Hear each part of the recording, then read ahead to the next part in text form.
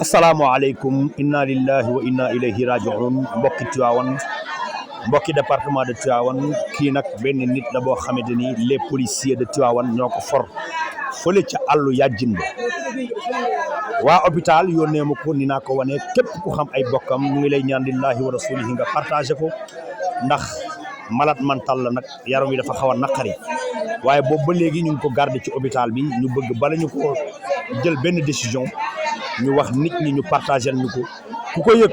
nga wan ko sa moroom ba ñu gis ay bokkam tabaarakallaahu di ko ñaanal yàlla xare ko àjjana ci barki yonent bi ci àllu yàjjin bi lañ ko fekk mu faatu waa hôpital jël ko foto ko yónnee ma ko ni naa ko wan àddina pour bu ko ay bokkam gisee tabaarakallaahu wan ko ñi nga xamante ni ñooy waa àddina yëpp ndax yàlla def ay bokkam feeñ mbokk yi mu ngi noonu di ñaan yàlla képp ku ci jot ñu ngi lay ñaan lillahi wa rasulihi nga wan ko sa morom képp ku ci jot ñu ngi lay ñaan lillahi wa rasulihi nga wan ko sa morom ndax nag ay bokkam feeñ ndax yàgg na ci hôpital bi docteur yi consulté wu noonu wax ni daal nañ ko wane